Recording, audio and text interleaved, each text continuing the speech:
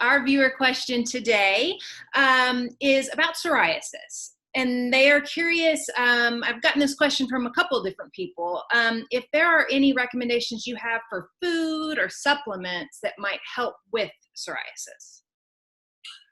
Psoriasis is really, it's this ancient and clinically stubborn disease that I can't say, I have the magic key for it. And when psoriasis is fully florid, it's just a nasty condition. And, the Oriental physicians divide diseases up into hot diseases and cold diseases. Well, psoriasis is a hot disease. It's really characterized by activity of the cells. Normally, when skin cells are made in the deeper layers of the skin, it takes about almost 2 weeks for the skin cell made in the base layer to work its way up to the surface skin and then be shed in the shower or when you're putting on your clothes. And, again, 10 to 14 days. In psoriasis, the escalator is on high, fast drive, and cells make it up from the baseline to the surface skin in 3 days, 72 hours or 4 days. And in fact, they're coming up from the bottom so fast that they don't have time to shed off the top. And that's why these silvery scales build up, the thickened skin builds up from the cells on top. They can't be shed fast enough. And it looks unsightly. You got this fiery red central patch there surrounded by this ring of silvery, scaly skin. And it itches like heck. It's just a dreadful curse. We've known for centuries that sunlight makes it better. Salt water seems to make it better. Lots of people with psoriasis make a pilgrim to the Dead Sea in Israel every year and bask out in the hot sun and get into the salty water, and certainly helps their psoriasis. And this person's asking about foods. Do food have any effect? Well, yes, they do. One that we know in that I have had dozens of patients over the years who've adopted a vegan diet, and they notice lots of things. They lose weight, their asthma gets better, their blood pressure comes down. And not a few of them over the years say, Doc, my psoriasis, man, you can barely see it now. Wow, it's much better. And I'm happy for them, I rejoice. If they ask me why did this happen, all sorts of classic vegan mechanisms kick in. Well, we change the fatty acids in the skin from the pro-inflammatory arachidonic acid to the anti-inflammatory DHA. We've taken away the drive of the animal protein. We've probably reduced the levels of growth hormone, IGF-1 in the skin. You can over a glass of carrot juice postulate dozens of mechanisms. And I don't know if anybody in doing psoriasis research has really teased out the effects. But one, just changing to a whole food plant-based diet certainly seems to help for all those reasons and probably several more. If they're asking, is there anything could particularly do? Well, here's a couple of things not to do. And one is eat. And by that I mean, when I was working at True North Health Center in Santa Rosa, California, and we would put people on water fast. One of the most dramatic findings I was in all my medical career, because in my classic general practice, when I had patients with psoriasis, and I would send them to the dermatologist, and they would do the ultraviolet light and the cortisone creams. The lesions would fade over weeks. They would slowly settle down. Patients say, "Oh, I think it's getting better. I think it doesn't itch as much." Well, I can't tell you how many times on a water fast we would make rounds in the morning, and I would see the same patient and their skin morning after morning after morning, and I couldn't believe my eyes. Right in front of me, these nasty, gnarly psoriasis patches faded away by day 10, by day 14. You could barely see many of them.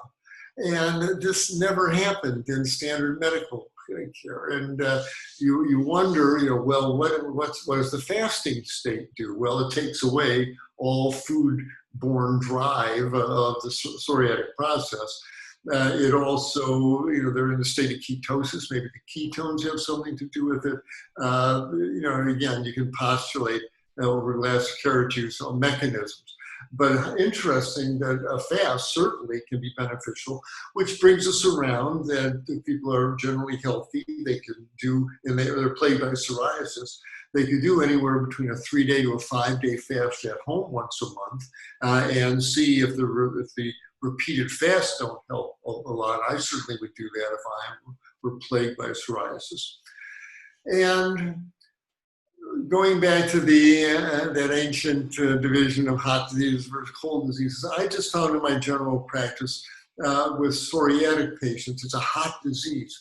Well, these are the folks that I recommend. They might want to take a pass on cayenne pepper and jalapenos and hot curries and spices that dilate blood vessels and increase the heat, the chemical heat in the skin. And I think that might be something to consider as well.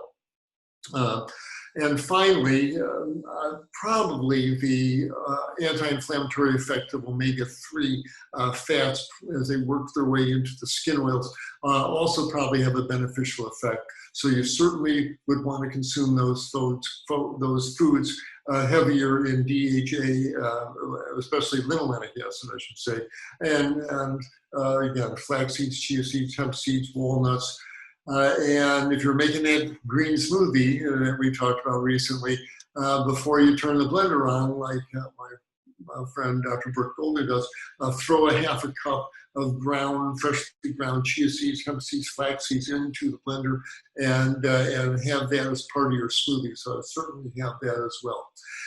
For whatever role oxidation may be playing in the skin, again, those yellow vegetables and green vegetables are really important for antioxidants. So carrots, squash, sweet potatoes, so something yellow-orange should appear on your plate for all sorts of reasons anyway, but for your psoriasis. And again, back to those dark green leafies, the kale, chard, broccoli, Brussels sprouts, etc., also bring antioxidant, anti-inflammatory essences to your skin. It's all fully to your skin. So green and yellow omega-3 containing fats, avoid the really hot spices, consider intermittent fasting. And if you eat anything and the next morning, ooh, that's getting a little itchy, instead of saying, my psoriasis is acting up, better question is, what did I eat yesterday? What might be flowing through my skin that wasn't there yesterday? What microorganisms in my microbiome may I have summoned up with what I ate that are now putting out their byproducts as they flow through the skin are causing issues. So if you have a flare-up, instead of cursing it, learn from it, stop and ask, what did I do lately that may have my skin reacted there? So lots to learn, and I think lots to do. And be of good cheer if you are been settled with psoriasis and you haven't gone on a whole food plant-based diet yet, get on with it. One of the rewards for it will hopefully be leaving your psoriasis in the rearview mirror. And boy, I sure wish you that for you. It's a condition you really want to leave behind. Great question. Thank you very much. Hi, everyone. Dr. Michael Klaper here, announcing our new format for our Q&A with Dr. K. Each day, Annie Hagen will be asking me one question that's been sent in by our viewers. So if you want to see if your question is getting answered, do join us for our daily Q&A with Dr. K right here. Hope to see you then.